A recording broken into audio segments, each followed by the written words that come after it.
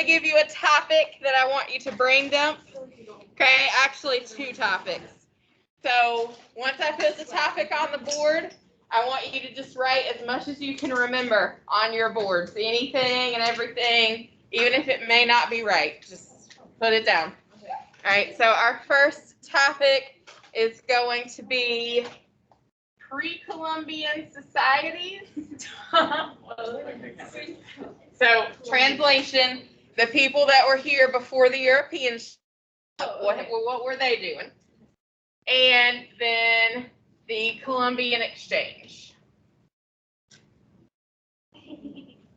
And you can do this by yourself or you can collaborate with a partner. Got 2 minutes. Ready, set, go.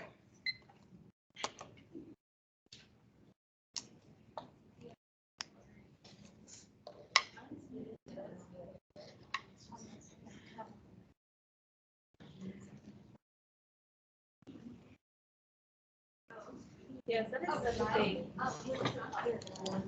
Me can't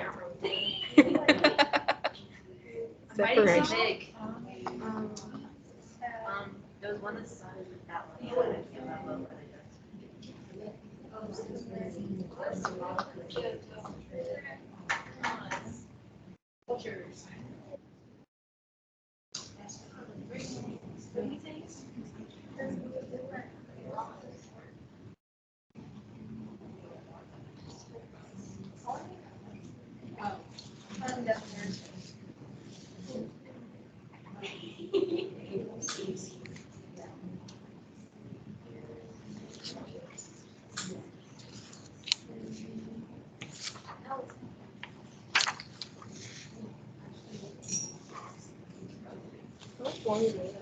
50 seconds.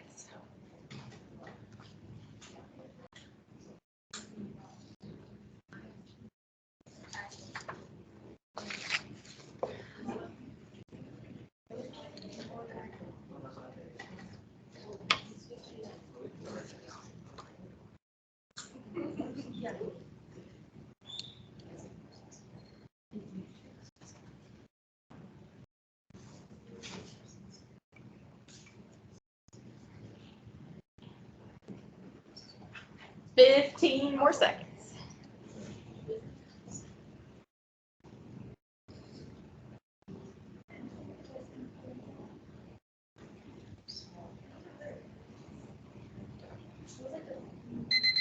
All right.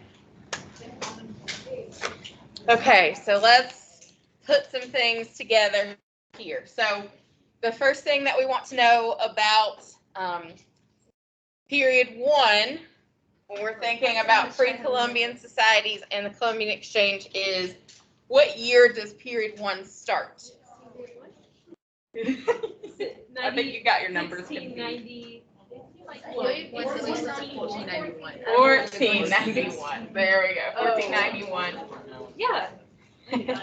Because that is just before the arrival of Columbus. So we want to make sure that we recognize that there were, developed civilizations that were actively functioning and all of that before Europeans arrived.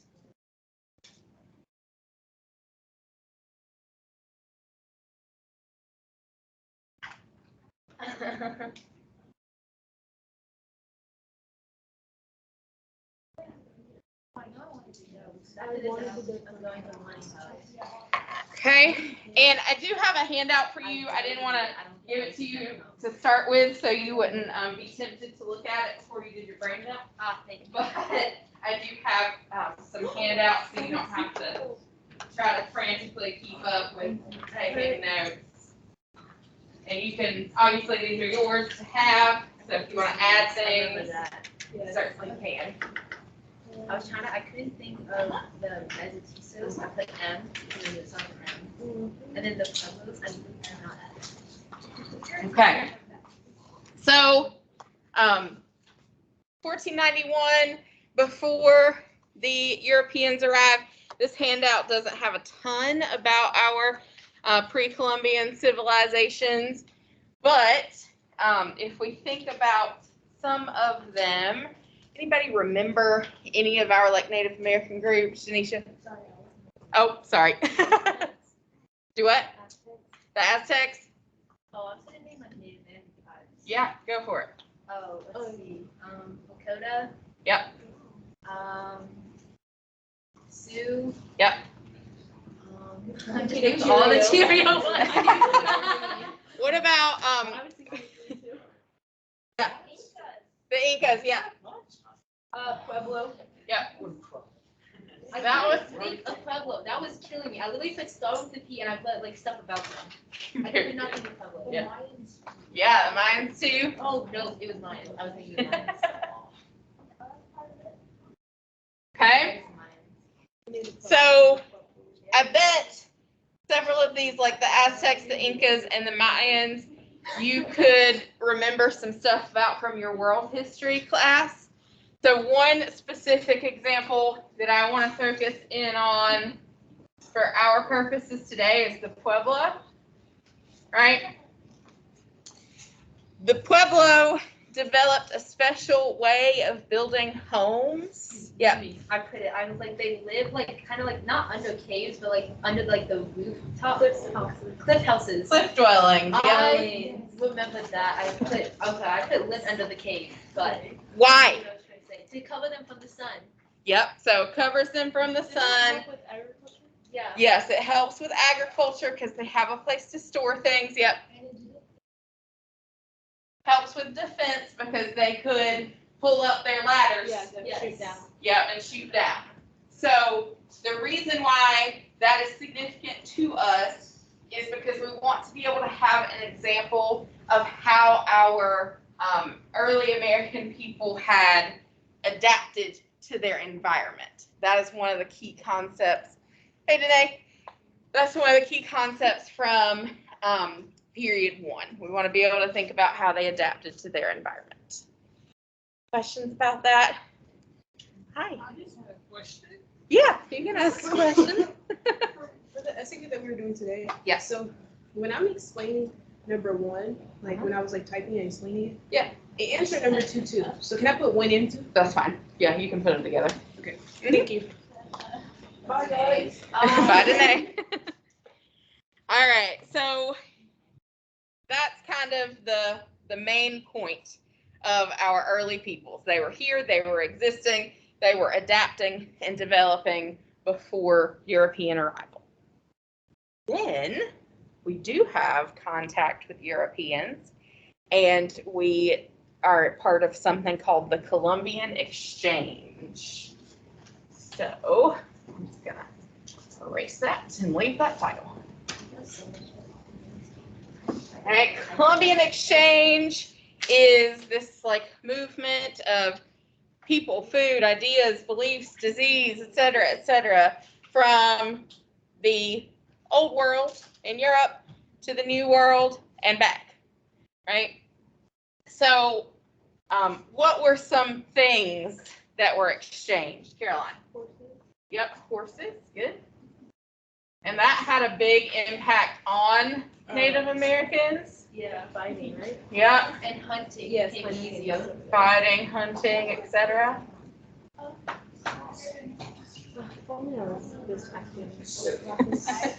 Okay. Yeah. Influenza. Is that what you were gonna say too? No, what were you gonna say? Crops. You got any specific ones? Corn. Good. Thanks. Okay, Colin. Syphilis, yeah. Why don't we just change this to disease? And then we can do flu. Syphilis. I'm not sure I know how to spell syphilis, so we're gonna do our best. That was Smallpox. Was it right? Yeah. I don't, yeah, people just walk Of by when I'm course. talking about syphilis. It's fine. No big deal. Spices. Spices, good. Potatoes. Potatoes. Okay, was this the point where they started, like, taking people yet, or not yet? Not quite yet. Okay. Not quite yet. I saw Because- you both slaves in the question. Because first, the Spanish are going to enslave Native Americans, and then once Oh, they yes, start to you're die right. out, then, yeah. Mhm.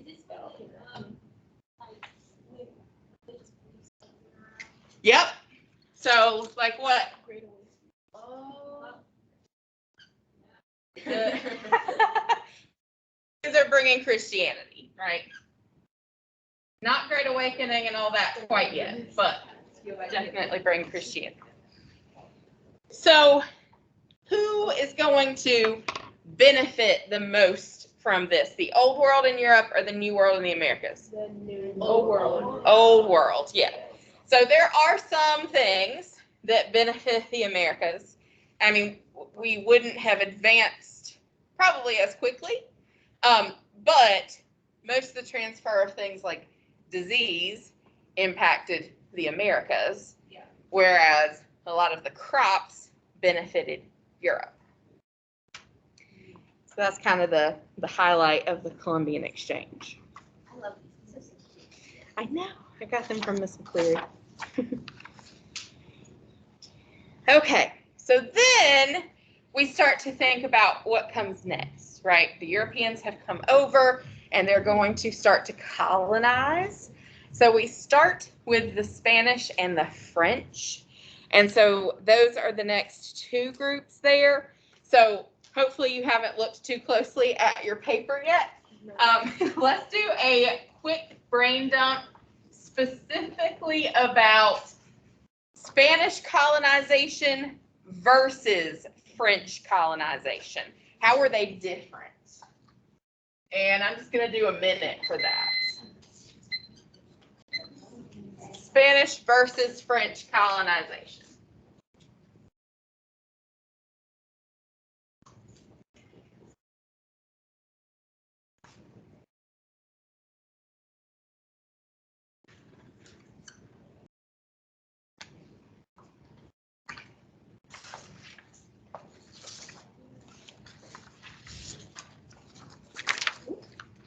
Well done.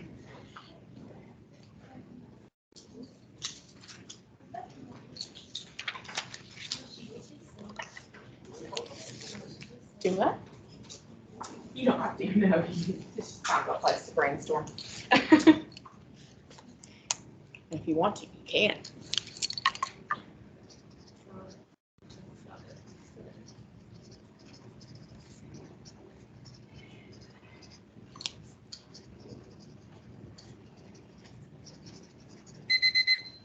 Okay. All right. So what was kind of the key difference between Spanish interactions and French, Tanisha? The Spanish focused more on education, while the French were more diplomatic and relations. Good. That is very well worded. Spanish focused on subjugation, meaning they wanted to make the Native Americans their subjects. They were oppressing them, using them. The French focused on diplomatic, I may be paraphrasing a little bit, relationships. All right. So the Spanish focused on subjugation. What are some ways that they did that? I'm thinking of something that starts with an E. What's that? Bad marker. What is it, Cammie? Encomienda. Yep, the encomienda system. Nope, didn't sit down. It's fine. I didn't. I remember that. Oh, but I don't know what it is. I butchered was it. funny. I did not. I missed every single letter. Mm-hmm. Labor. Oh gosh, I'm so used to unions. I was gonna say labor union. Labor unions. So this is a labor and land system, kind of similar to feudalism, if you remember that from world history. Basically, the idea was that the Spaniards who were coming over would be granted some space, some land that they were then supposed to develop and make profitable. And so then the people who are going to be working on that land were enslaved Native Americans. And in return, they were going to be Christianized, right? So this establishes kind of the labor and economic system. And then there was also a complex social system that developed. Castas? Yep, Casta? Castas. Castas. I just know how I spell it. Let's go Wait, with Castas? Castas. And the way that connects with the subjugation is that they developed the castas specifically so that the like pure Spanish people were at the top, and then people who were like closely connected to the Spaniards were next, and then people who were further removed, like the Native Americans and eventually Africans being brought over, were at the bottom. So they found a way to maintain power of the European groups. Like the closer you were to European origin, the higher up on the chain you were. The farther away from European origin, the closer to the bottom you were. All right, so then the French were doing things a little bit differently, because what was their primary like mission? Janai? No, was that not a hand?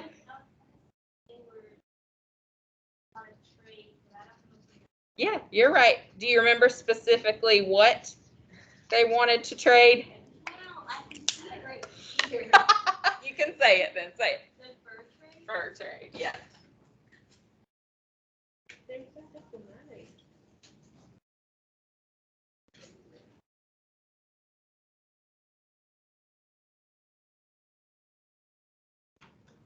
I know, I've been noticing you like. No, I can do this and right.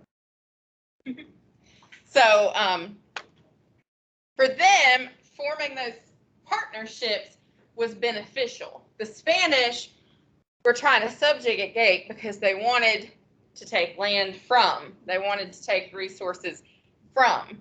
But for the French, building a partnership actually helped them, because Native Americans had already developed this fur trade. So why not work with them instead of trying to fight against them? Yeah.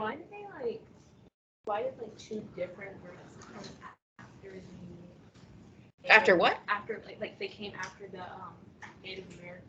Why did they see that as such an easy thing to do? I think just because they felt those ideas of like inferiority, so they thought that. Well, because they were also in large groups. Right. Yeah, they were like kind of spread out. The Native Americans more like open and welcoming than Yes. other file groups. Yes.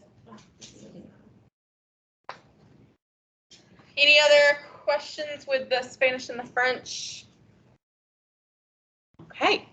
And so then we get to our English colonization, which I think we have a little bit more context for usually.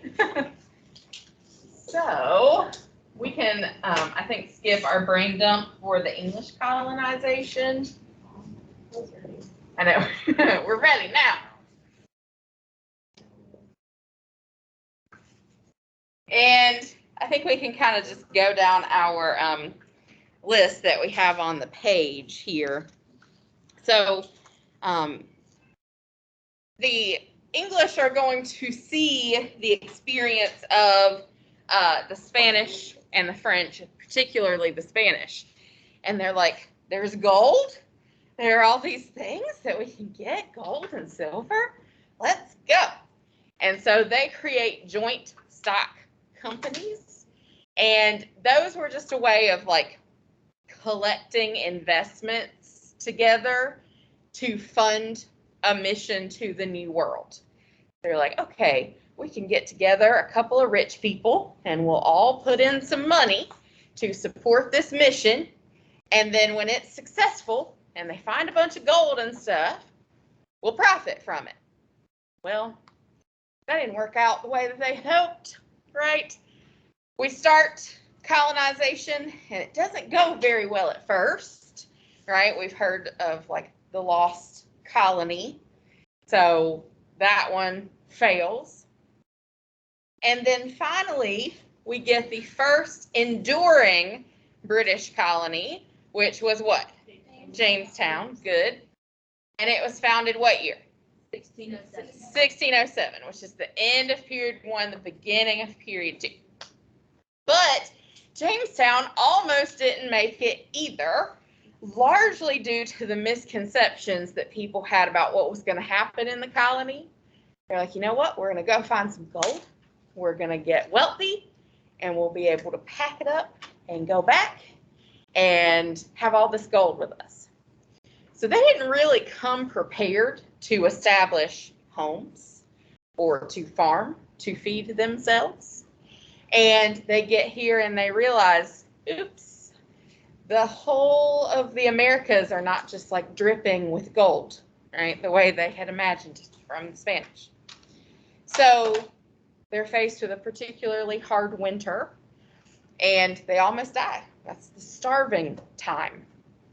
Then they're saved. Who are the people who show up? John Smith and John Rolfe, the two Johns. And they are going to bring seeds for what? Tobacco. That they had, through probably some pretty shady means, acquired from the Spanish. So they're going to start growing tobacco, and that saves Jamestown. So from there, we see additional colonies that are going to develop under the English. So let's think about some of our different colonial regions. So let's do a brain dump about the New England colonies.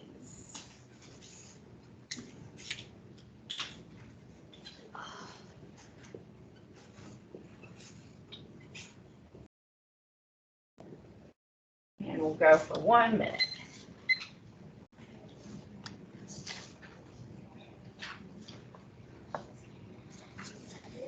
The New England colonies. Who came there? Why? How did they develop? Et cetera, et cetera.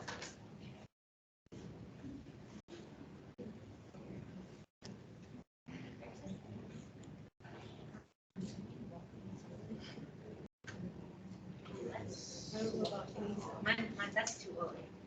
Too early. Okay.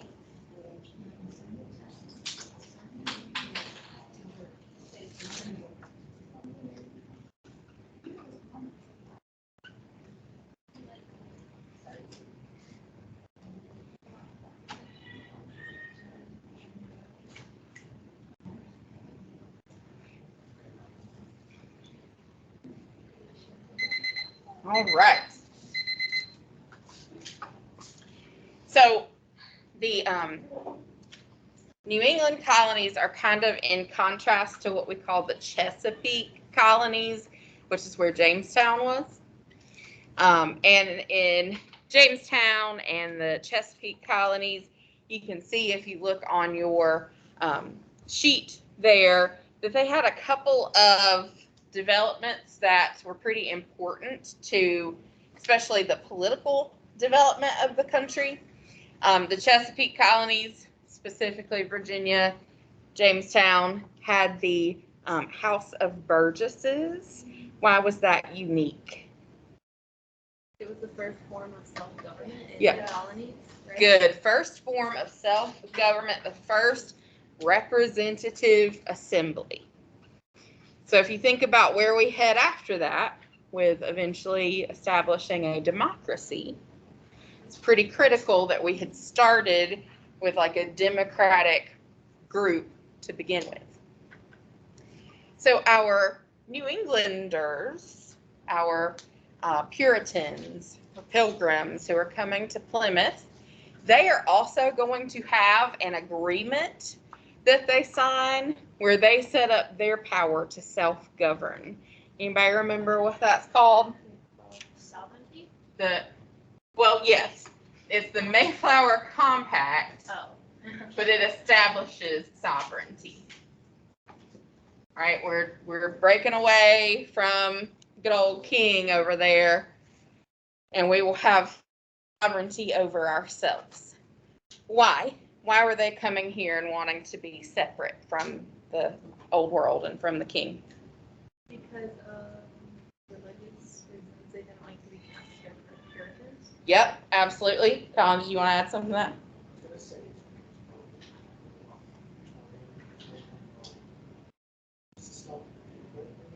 Yep. So they were trying to establish a colony where they could practice religion the way that they wanted to, and so that they could set up a more self-governed society. So we see that develop, and this becomes a very like strict, religiously governed society. And it's a little bit different than the Chesapeake colonies. Is this the same one for like Man Upon a Hill or whatever? Yep, City Upon a Hill. Oh. I didn't remember that. I don't know. I just remembered that like phrase. That was by John Winthrop. Oh, I don't know. Who's the Hutchinson girl? Anne Hutchinson. She got kicked out, right? Yep, she got kicked out. Do you remember why? But she did something. She didn't. She went against the rule. Didn't she make like a women's thing? Yeah. Oh. They were like, no. It was like a Bible study, Yeah. kind of, right? Right, yeah. She wanted women to be able to be like more actively involved in religious teaching and services. Yeah. So City Upon a Hill was that idea that basically the Puritans would be like a shining light, an example for the rest of the world. But when people came to New England, they brought like their whole family, right? Mom, dad, all the babies, and they created very developed towns because they were planning to stay. Yeah. Oh, what was that place? Yeah, the Chesapeake. Tell me about how like the population of the Chesapeake compared to New England. What now? There were a lot of men. A lot of men, particularly men. younger men. Yes. So we did see some women, we did see some children, but the Chesapeake was particularly young men because they were coming with an economic focus, right? New England was like family, religion, new life. Chesapeake was, let's make a bunch of money and then get out of here. So we see different goals and different approaches, kind of like with the Spanish and the French and their colonization. Let's see.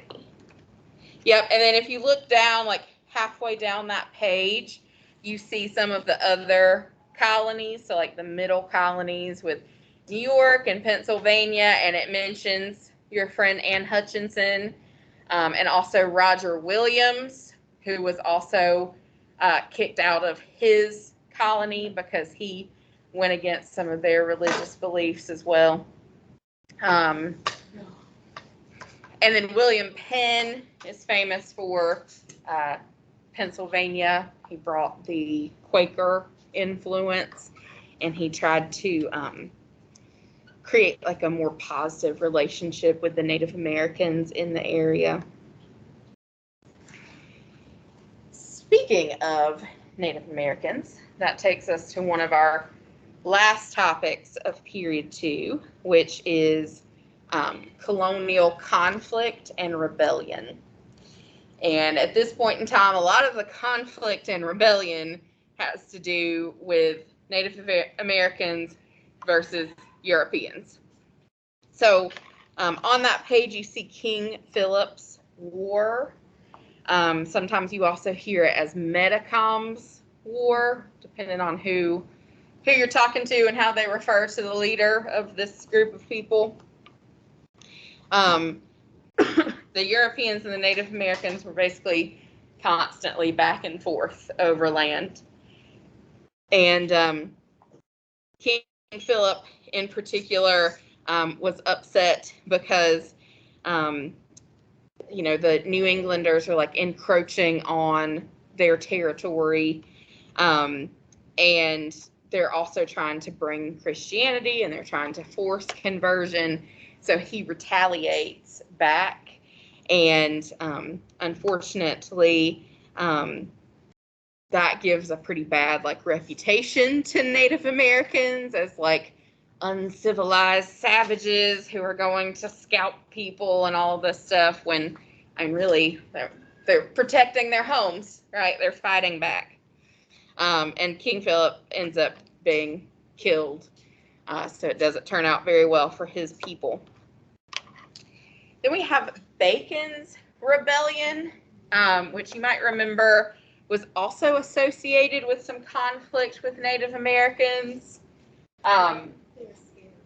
Do what? They were scared of them, right? Yes, so Nathaniel Bacon and his followers were like frontiersmen, right? They were on the outskirts of the settlement in Virginia, and they were very afraid of attacks by Native Americans. Again, same story. They were encroaching on Native American land. Weren't they pushed out of the city though? Yes, they were. Yeah. And so Bacon and his men are like, you know what? Nobody is helping us. Like, we're getting attacked. They're stealing crops. They're doing all these things. And no one cares because we're not in the, like, town proper with all the rich hoity-toity people, right? So they try to get Governor Berkeley to help them. They want him to build like a barrier, a fence, or a wall. And he's like, okay, but you'll have to pay taxes for it. Don't want to do that. So Bacon and his men are going to rebel. And that story would not necessarily be super significant just based on that. Like, sorry, Nathaniel Bacon, sorry about the Native Americans, but this has an outcome that was unintended, because we see a lot of different groups of people uniting together. We have like lower income white people, plus white indentured servants, plus enslaved Africans. And at this point in time, the like system of slavery had not become what it became later, right? Oftentimes enslavement of African people was still temporary. It was not hereditary. And they were basically treated fairly similarly to indentured servants. Like, this is a temporary situation. They had more rights and freedoms than enslaved Africans later had. But when Bacon's rebellion happens, the upper class white people realize, uh-oh, if all these people of different races realize that they could come together based on their like social class and come against us, we're outnumbered, right? So then they start creating rules that specifically segregate people based on race. So if you're white and poor, we're still going to elevate you above people of color and make you feel a little bit more valued in society, so that we'll keep you separated. Because if you come together, we're done, right?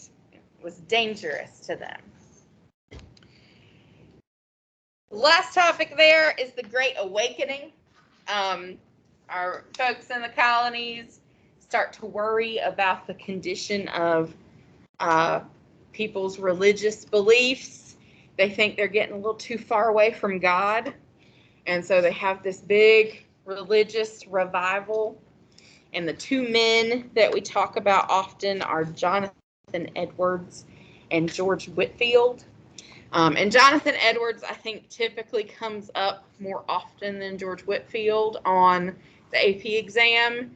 And usually if they're talking about Jonathan Edwards, they'll reference his Sinners in the Hands of an Angry God, where he gives the imagery of God dangling us like little spiders over a flame. And the other guy is more relaxed. Yeah, he's more relaxed, like he still appeals to people's emotions, but it's not like, You're gonna do die this from or you're gonna go to hell. Yeah. All right. Any questions there? We did it like right on time.